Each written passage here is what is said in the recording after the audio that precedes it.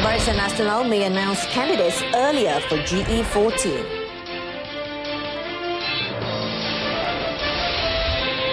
Ten killed after plane crashes in Philippines residential area.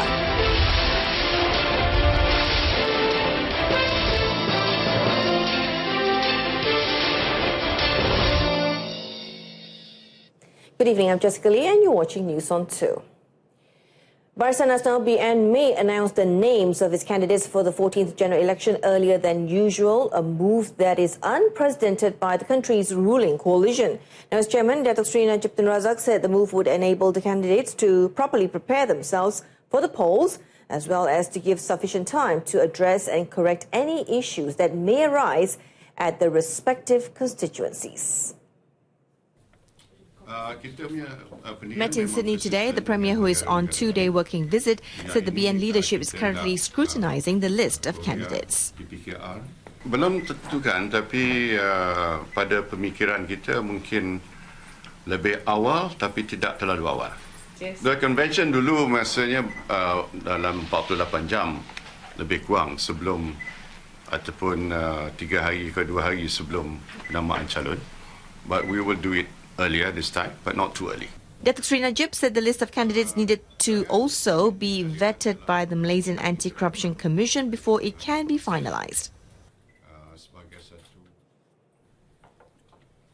Meanwhile, when asked to comment on the announcement of BN's choice for the Selangor Menteri Besar post, Datuk Seri Najib said if the matter receives a clear consensus from BN leaders, he would consider it.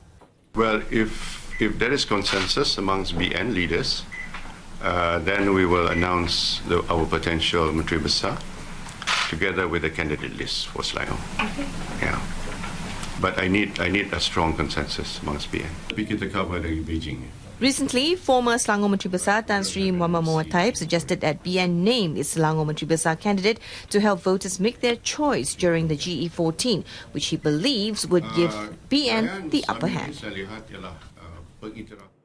The Johor Barisan Nasional BN manifesto for the upcoming 14th general election GE will contain 5 agendas for the people, which include sustainable economic development. Menteri Besar Dato' Muhammad Khalid Nordin said the manifesto will be launched right after the unveiling of the BN manifesto, which is expected to be on April 7th. Pertama, kita ekonomi yang mampat. Ekonomi yang mampat untuk kesejahteraan rakyat. Ekonomi mesti tumbuh, tapi pada masa yang sama rakyat mesti sejahtera. Itu first part, dia ada 5 part. Cukuplah. Dato' Muhammad Khalid said this after launching the MBJB D-Container stall during his visit to Permas Jaya in Johor Bahru today. Meanwhile, Deputy Prime Minister Datuk Seri Dr. Ahmad Zahid Hamidi is expected to launch Johor's Barisan Nasional election machinery on March 30th. A stern action will be taken against civil servants who show negative attitude towards the government and those involved in corruption. Deputy Prime Minister Datuk Seri Dr. Ahmad Zahid Hamidi said the action will be taken under the procedures set by the Public Service Department JPA and the corruption pledge by the Malaysian Anti-Corruption Commission or MACC. Datuk Seri Dr. Ahmad Zahid said internal action would also be taken according to the existing Public Service General Orders.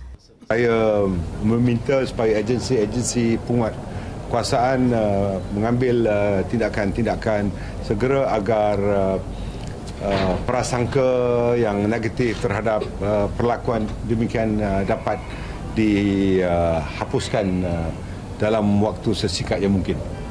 Datuk Seri Dr. Ahmad Zahid said this after speaking at the TN50 Bagan Datuk Dialogue session in Serdang, Selangor today.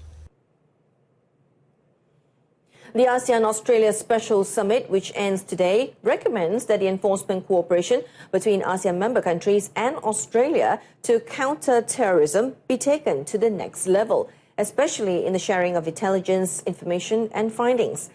Prime Minister Datuk Seri Najib Tun Razak said this is crucial because as terrorist threats could cross borders, certain information which might not be important to one country could be useful and vital to others. Sesuatu maklumat walaupun dipandang mungkin tidak penting yang diterima di negara lain boleh dijadikan sebagai maklumat penting di negara lain untuk melengkapkan maklumat dalam bentuk jigsaw puzzle yang mana maklumat tertentu mungkin diperoleh di tempat-tempat lain di luar negara. Apart from that, Datuk Seri Najib said the restrictions on terrorist funds must also be intensified so that terrorist groups would not have any financial resources. The Prime Minister said in countering terrorism, it was also important to ensure that terrorist groups like Daesh would not get new recruits, and this could be done by focusing on creating awareness. From the economic point of view, Datuk Seri Najib said ASEAN countries also welcome Australia's efforts to help the bloc realise the ASEAN Economic Community by 2025, which aims to turn the bloc into a single market and unified production base.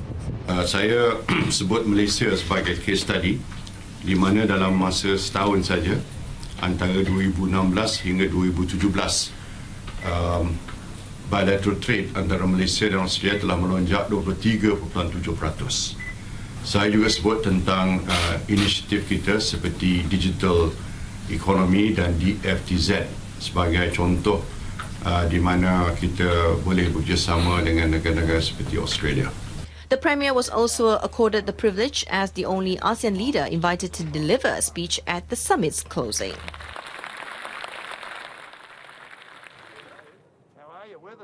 Earlier, all the ASEAN leaders met with Australian Governor-General Sir Peter Cosgrove at his official residence in Sydney Harbour. The leaders discussed today, among others, the deadly threat posed by North Korea's nuclear weapons program.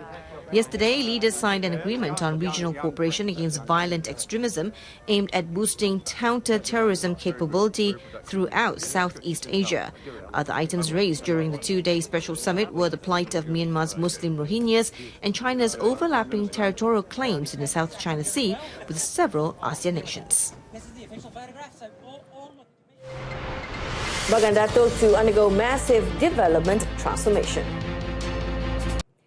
Now, the government has given the green light for the proposed construction of a bridge connecting Bagan Datuk Perak and Sumatra in Indonesia. Deputy Prime Minister Datuk Seri Dr. Ahmad Zahid Hamidi, however, said a feasibility study on the project must first be conducted to assess its impact on the surrounding environment. Datuk Seri Dr. Ahmad Zahid added that the $20 billion project must also follow certain procedures as its construction involved a fellow ASEAN member. Bukan saja dalam hubungan diplomatik, protokol, malah kita mahu supaya pelabur yang datang daripada luar itu mendapat persetujuan daripada kerajaan negeri Perak dan juga kelulusan sepenuhnya daripada kerajaan Malaysia dan juga daripada pemerintah Indonesia dan juga gubernur beberapa provinsi di Sumatera. The Deputy Prime Minister said this to reporters after attending the National Transformation 2050 or TN50 program in Serdang, Selangor. In a related development, Datuk Seri Dr. Ahmad Zahid said Bagan Datuk is set for a massive transformation with a sizable development allocation of 2.3 billion ringgit. He said the funds were approved by Prime Minister Datuk Seri Najib Tun Razak and will be channeled through various ministries and agencies for spiritual and physical development under the 10th and 11th Malaysia Plan. According to Datuk Seri Dr. Ahmad Zahid, 500 residential units being built and scheduled for completion in January 2021 under the People's Housing Project or PPR in Bagan Datuk, and which will be sold at 35,000 ringgit each. He added that Bagan Datuk would experience a facelift through various socio-economic developments that emphasise on education, citing Bagan Datuk Polytechnic and Bagan Datuk Mara Junior Science College, which are scheduled to be completed in April 2021 and March 2020. Now, the construction of the drawbridge linking the Kuala Terengganu City Centre or KTCC and Seberang Takir Kuala Nerus is expected to be completed in September and to be open to the public a month later. Menteri Besar Datuk Seri Ahmad Razif Abdul Rahman said the drawbridge, which is the first of its kind in Southeast Asia, is being built at a cost of 248 million ringgit and would also have a direct link to the Sultan Mahmud Airport. Datuk Seri Ahmad Razif said the drawbridge, which is part of the KTCC project led by the East Coast Economic Region Development Council, or ECERDC, would also reduce travel time from Kuala Terengganu to the airport to only 10 minutes. He said once operational, the drawbridge would also help reduce the peak hour traffic congestion at Sultan Mahmud Bridge. Based on the initial plan, the Menteri Besar said the bridge's surrounding areas would also be developed with boat docking facilities as well as a KTCC mall with 200 shops, a 10-screen Cineplex, a 48-lane bowling court and a 30-storey Kuala Terengganu City Council tower. Datuk Seri Ahmad Razif said this after visiting the drawbridge site, accompanied by ECERDC Corporate Strategic Planning Division General Manager Datuk Raghu Sampasivam in Kuala Nerus today. The Sungai Golok District Chief Precha Nuan Noi has given his assurance that the town situated in Narathiwat, Thailand, is safe for tourists to visit as they have heightened security in the area, including around-the-clock safety measures. Precha said authorities had always emphasized on maintaining security for the people and tourists, especially in light of recent violent incidents, including 2 separate shootings and a bomb blast which occurred in southern Thailand in September 2016, which killed 2 and injured 9 others.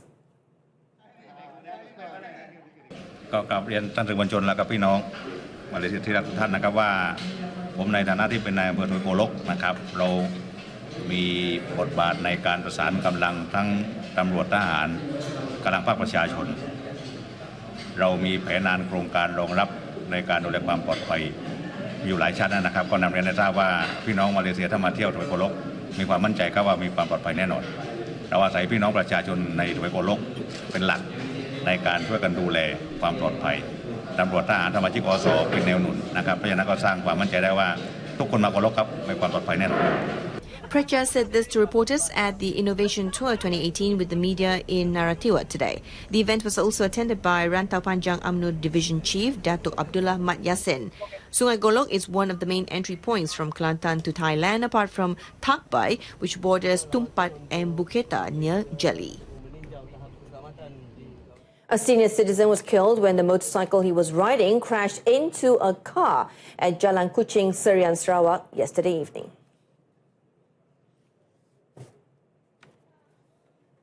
Speaking to reporters in Kuching today, State Traffic Investigation and Enforcement Department Chief Superintendent Alexan Nagachabu said Sabu PE60 was believed to have entered the main road and rode his motorcycle against the flow of traffic. His action caused him to crash into a car which was heading towards Serian and died at the scene after sustaining serious head injuries. The case is being investigated under Section 41, Subsection 1 of...